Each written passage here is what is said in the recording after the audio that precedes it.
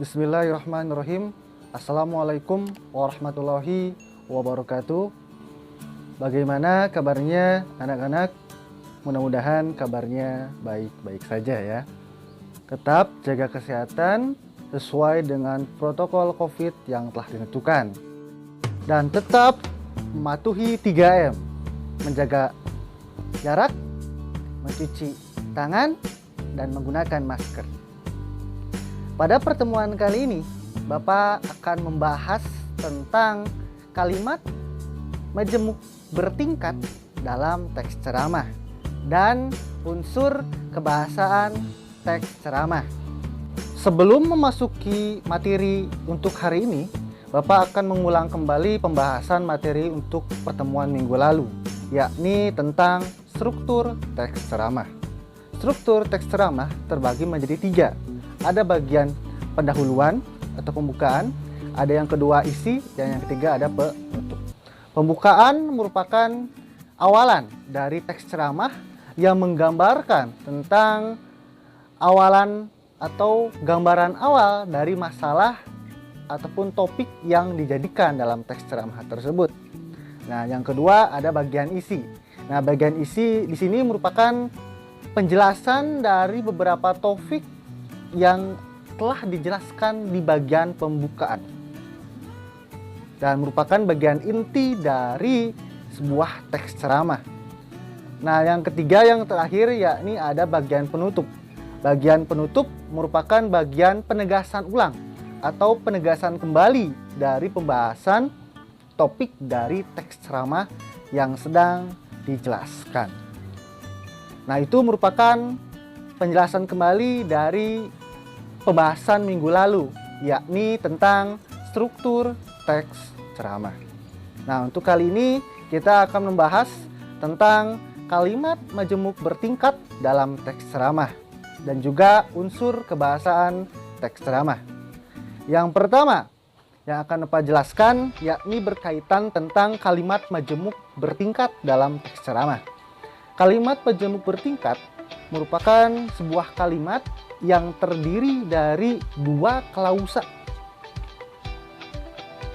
Hubungan antar klausanya pun tidak sederajat. Klausanya pun ada yang menjadi induk kalimat dan ada juga yang menjadi anak kalimat, tergantung dalam posisi dalam kalimat tersebut.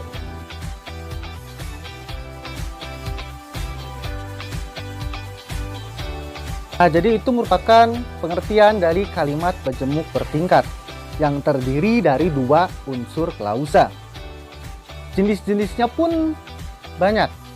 Untuk jenis-jenis kalimat majemuk bertingkat pun banyak. Ada kalimat majemuk hubungan akibat yang ditandai dengan kata penghubung sehingga, sampai atau maka. Contohnya, ia terus bekerja keras sehingga jatuh sakit. Yang kedua, ada kalimat majemuk hubungan cara ditandai dengan kata penghubung dengan. Misalkan contoh pada kalimat kejelasan PSMS Medan berhasil mempertahankan kemenangan dengan memperkokoh pertahanan mereka. Jadi menggunakan kata penghubung dengan apabila kalimat majemuk hubungan cara.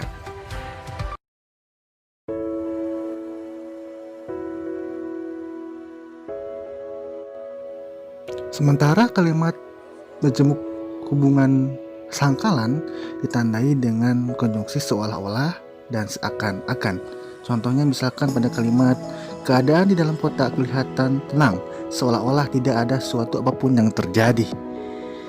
Contoh kalimat majemuk yang keempat, majemuk bertingkat yang keempat adalah kalimat majemuk hubungan kenyataan yang ditandai dengan konjungsi padahal dan sedangkan. Contohnya misalkan pada kalimat pura-pura tidak tahu, padahal dia tahu banyak.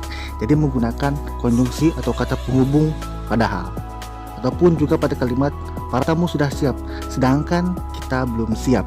Jadi menggunakan kata penghubung atau konjungsi sedangkan apabila kalimat majemuk bertingkat hubungan kenyataan.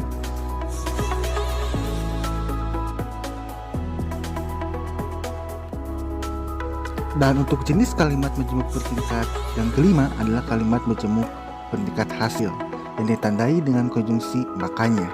Contohnya misalkan pada kalimat tempat ini licin, makanya Anda jatuh.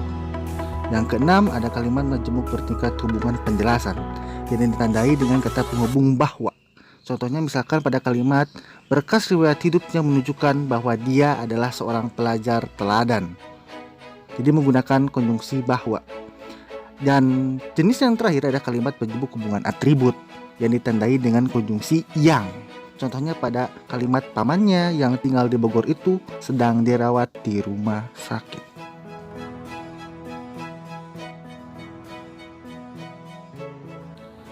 Selanjutnya yakni unsur kebahasaan dari teks ceramah. Ada 5. Yang pertama yakni tentang kata ganti orang pertama, baik itu jamak ataupun tunggal, dan kata ganti kedua jamak. Untuk yang kata ganti pertama, biasanya menggunakan kata ganti pertama seperti aku, saya, ataupun kata ganti orang pertama jamaknya kami apabila mengatasnamakan sebuah kelompok. Nah, yang selanjutnya ada kata ganti orang kedua jamak. Biasanya ini mengatasnamakan atau memberikan nama kepada halayak atau pendengar ceramah tersebut. Misalkan hadirin, ibu-ibu, kalian, nah seperti itu. Jadi itu penggunaan dari kata ganti orang kedua jamak. Nah itu yang pertama dari unsur kebahasaan teks ceramah. Nah yang kedua ada kata teknis. Kata teknis mungkin sudah kalian ketahui, kata teknis merupakan sebuah kata yang berkaitan tentang topik tertentu yang sedang dibahas, terutama dalam teks ceramah.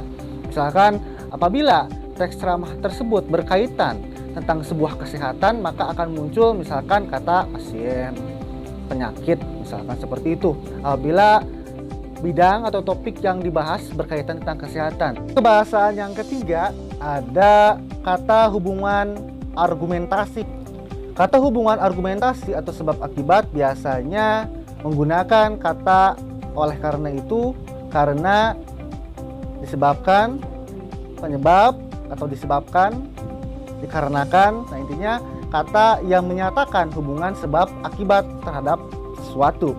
Nah selanjutnya juga ada kalimat hubungan ataupun kata hubungan temporal yang menyatakan tentang suatu penjelasan tentang hubungan waktu. Biasanya menggunakan kemudian, katanya menggunakan kemudian, selanjutnya, setelah itu. Unsur kebahasaan yang keempat ada kata kerja mental. Kata kerja mental merupakan sebuah kata kerja yang menanggapi atau melakukan tindakan atau reaksi terhadap suatu peristiwa ataupun suatu tindakan tertentu. Misalkan menyimpulkan, menanggapi, menduga, berasumsi, berpendapat. Terakhir ada kata persuasif atau ajakan. Kata persuasif ini merupakan sebuah kata yang mengajak pembaca agar melakukan sesuai dengan keinginan si penulis tersebut. Contohnya menggunakan kata sebaiknya, seharusnya, sepatutnya.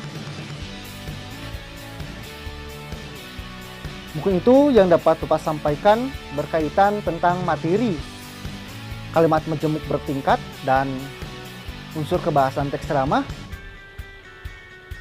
Untuk lanjutnya, apabila kalian ada pertanyaan, silahkan kalian bertanya baik menggunakan media sosial yang telah ditentukan ataupun melalui kontak WhatsApp pribadi. Mohon maaf apabila ada kesalahan. Terima kasih atas perhatiannya. Wassalamualaikum warahmatullahi wabarakatuh.